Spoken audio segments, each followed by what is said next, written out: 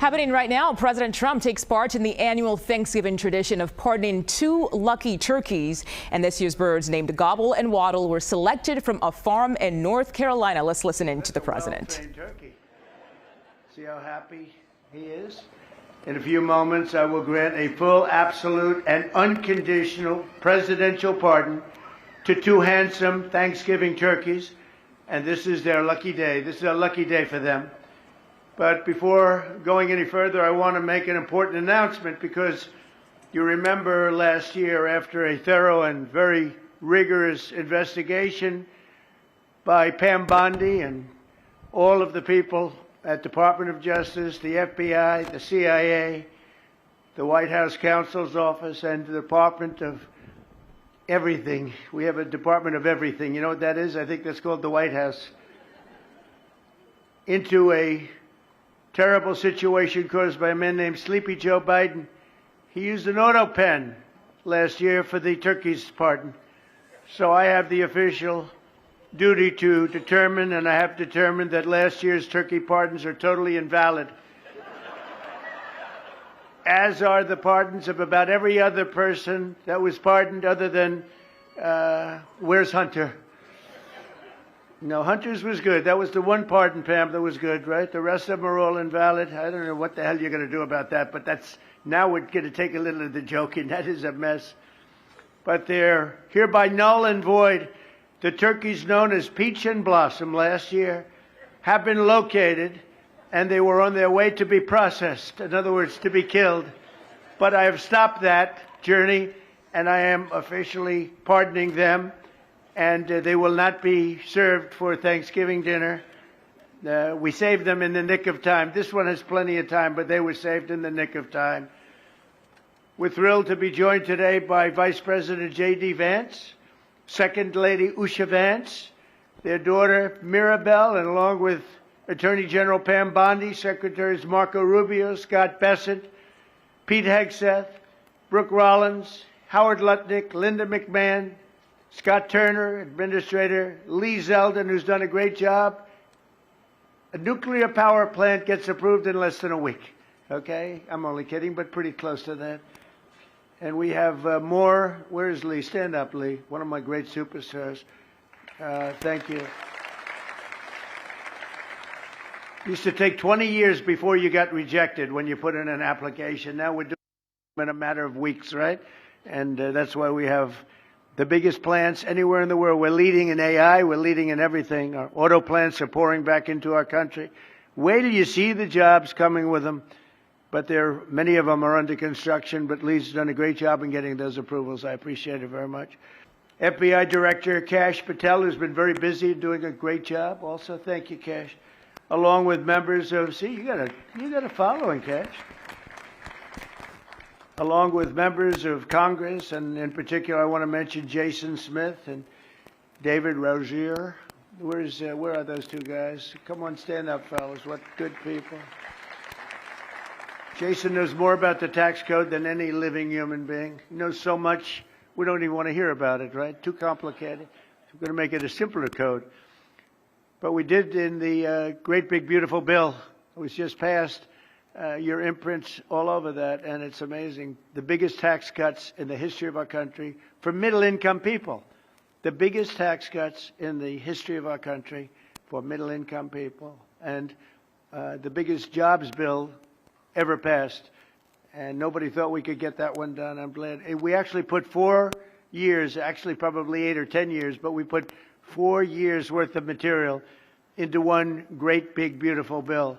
So that worked out very well, and I want to thank everybody for working on it. JD, that was a great, well, you know, we were going to do it in small bills. We're going to have 18 bills and do it along the process. I'm glad, Scott, that we got it done, because dealing with these Democrats, I think that was our one shot.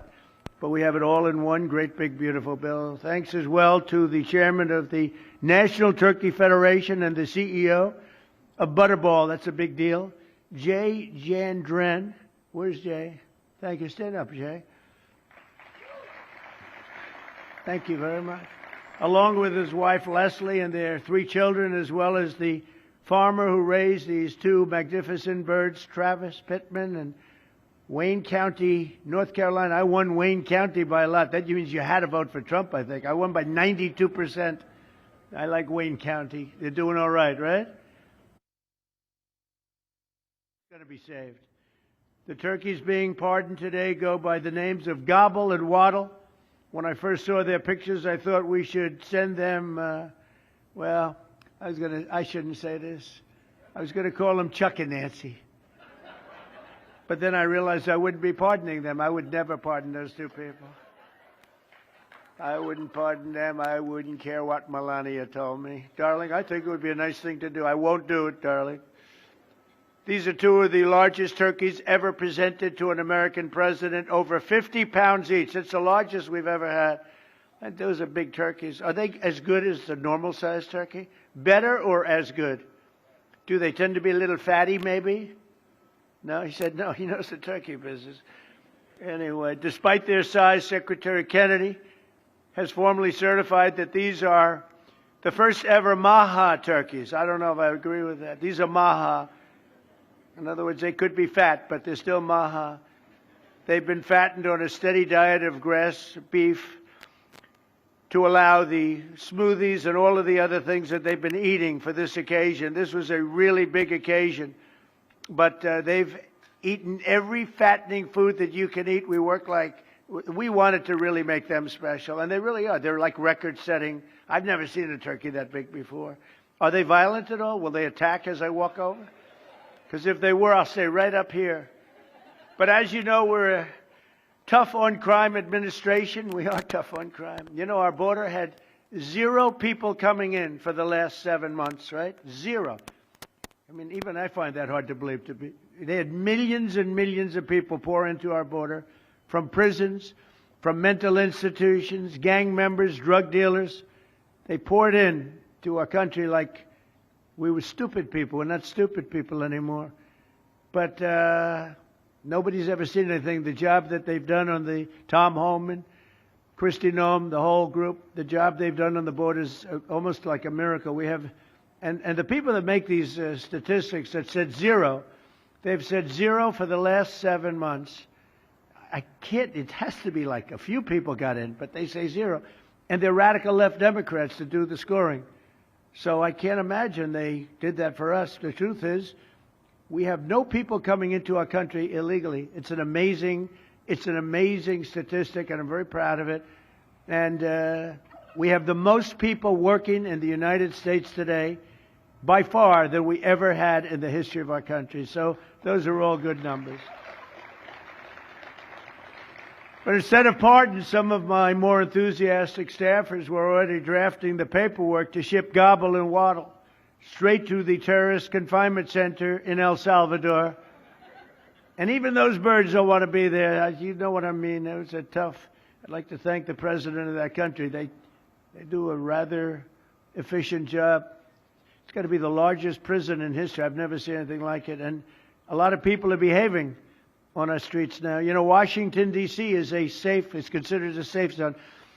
This was one of our most unsafe places anywhere in the United States. It is now considered a totally safe city. I won't tell you about murders. We're having murders, like a lot of murders, on a weekly basis. We haven't had a murder in 6 months. And it doesn't sound good even to say that. We haven't had a murder in 6 months. But when you were averaging 1 and even sometimes 2 a week, and you haven't had 1 in 6 months, you can walk with your family down the middle of any street, go to a restaurant, you won't get in. They're opening new restaurants all over. And it's really been a beautiful thing to see. So Washington, D.C. is now a totally safe city.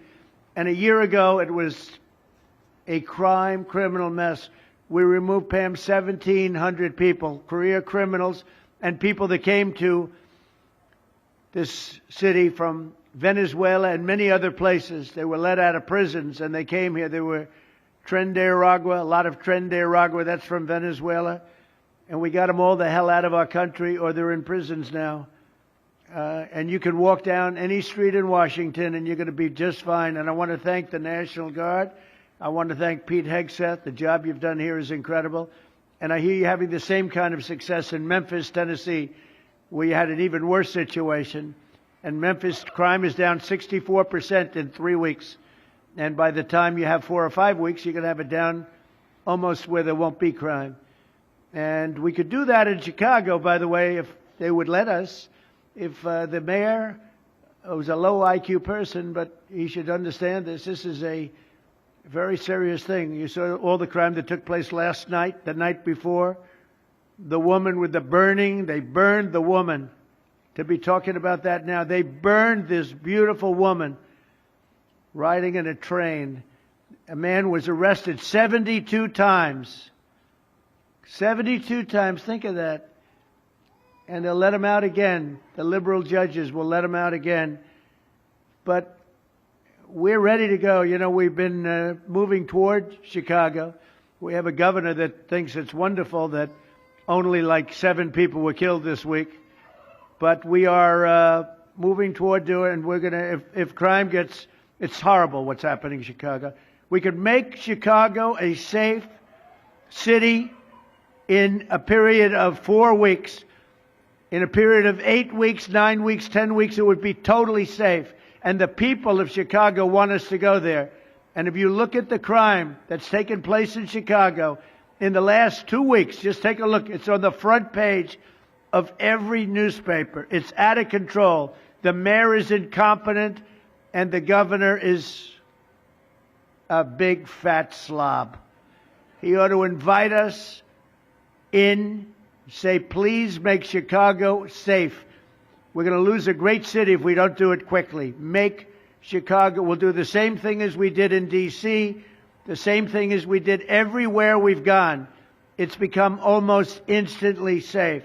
And I want to do it in Chicago. So Governor Pritzker, if you're listening, let's get your act together. Invite us in. We're going to make your place so safe. You're not going to have these crimes that are making the newspapers and the front page of every newspaper and television story, news story. We'll make Chicago a safe place very quickly. I looked at the various cases, granting mercy, discovering that the terrible trauma that everyone's going through. And I had a little bit of a Pritzker joke. I was going to talk about Pritzker in size, but when I talk about Pritzker, I get angry because he's not letting us do the job. So I'm not going to tell my Pritzker joke. They have a very cute little joke, you know. Some speechwriter wrote some joke about his weight. But I would never want to talk about his weight. I don't talk about people being fat. I refuse to talk about the fact that he's a fat slob. I don't mention it. On a more serious note, as we gather around the dinner table, I'd like to lose a few pounds too, by the way. And I'm not going to lose it on Thanksgiving, I can tell you that. Because I'm going to have a turkey, but it's not going to be that one. I hope all Americans will have the chance to enjoy the fellowship of family and friends and renew our faith in God's providence. 1 year ago, we were a dead country 1 year ago. The King of Saudi Arabia said it to me. He said it to me actually 4 months ago when I was in Saudi Arabia, Qatar, UAE. He said, you know, 1 year ago, the United States was a dead country, and now you've got the hottest country anywhere in the world that do. We're the hottest country. We have $18 trillion being invested. As of now, we're not even close to being 1 year. The most ever was $2 trillion for a certain country I won't name when during the last administration. In 4 years, they had less than $1 trillion being invested in the country. In 9 months, we have over $18 trillion. It's a number that nobody has ever even thought possible. And that's in building plants and building so many things, investments in our country. Nobody's ever seen anything like it. But we have more people working. We have more people praying. The churches are coming back. I don't know if you've been reading that story, but religion is coming back to America. Some people say, oh, why would you mention that? To me, that's a big deal. And this Thanksgiving, we're also making incredible strides to make America affordable again. Walmart announced that the cost of their standard Thanksgiving meal is 25% lower than just 1 year ago. That's a big deal. According to the USDA, the price of Thanksgiving turkey is down 33% from its Biden-era highs. Potatoes are down 13%. Ham is down 15% compared to last Thanksgiving. So we are down to a level that we haven't seen in a long time. Egg prices are down 86% since March, and gasoline will soon be hovering around $2 a gallon. Under our leadership, we passed the largest tax cuts in history, the largest spending cuts in history, the largest regulation cuts in history, and we have fully secured our southern border. I've also ended 8 wars in 9 months, and we're working on that final war. It's not easy, but I don't know. I think we're going to get there. 25,000 soldiers, Ukraine, Russia. In the last month, 25,000 soldiers have died. So I think we're getting very close to a deal. We'll find out. I thought that one would have been gone quicker. We did 8. I thought that would have been an easier one, but I think we're making progress. In less than 1 year, we've accomplished more than most other administrations have accomplished in 8 years. And this is a very special Thanksgiving. We thank God for His many blessings and the great success that this country has seen in the short period of time. We draw strength from the love of family and friends, and we express our undying gratitude for the men and the women of the United States Armed Forces. We love them. We pray that peace and prosperity will continue to bless our land, and together we'll really just keep this great drive going to make America great again. MAGA, I think it's the greatest expression in the history of politics. Make America great again. So once again, Melania, thank you for doing such a great job and being such a great First Lady. And now let's go and give Gobble, Waddle. Waddle, by the way, is missing in action, but that's okay. We'll pretend Waddle is here. The gift that they've been waiting for. And I'll move over and I will just say very nicely, Gobble, your pardon. Come on, let's say it in front of Gobble. Thank you very much, everybody. All right, you were just listening to President Trump there at the Thanksgiving tradition of pardoning 2 turkeys, but apparently one of the turkeys is missing in action. At least that's what the president said. Very hilarious there. Let's go to CBS News correspondent Natalie Brand. She is live at the White House Rose Garden where this event just wrapped up. Natalie, can you tell us more about today's presidential turkey pardons? Yeah, and the reason why just one turkey might be here is this was actually a competition this year between Gobble and Waddle. The First Lady's office sent Americans a text asking formally which one should be pardoned. And so Gobble is the official national turkey who is taking part in this ceremony right now. But we're told that Waddle will also be pardoned. He's considered the alternate, and both turkeys will be spared and then head back to their home state following the ceremony to actually retire and live out their lives at North Carolina State University, Mugo. Retire. That's a funny phrase to use there. And I know the music is really loud, so hopefully you can still hear me. The president also made some news during this event. What can you tell us about what he had to say? Yeah, this is usually a lighthearted, fun speech, and he definitely started out that way, made jokes about the turkeys last year, pardoned by former President Biden, maybe perhaps not being actually pardoned because he claimed that President Biden used the auto pen.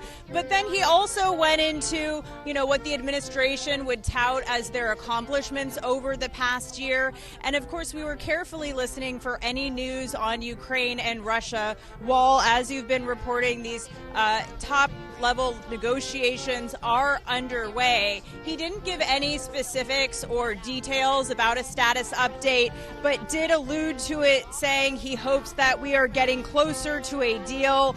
We will find out.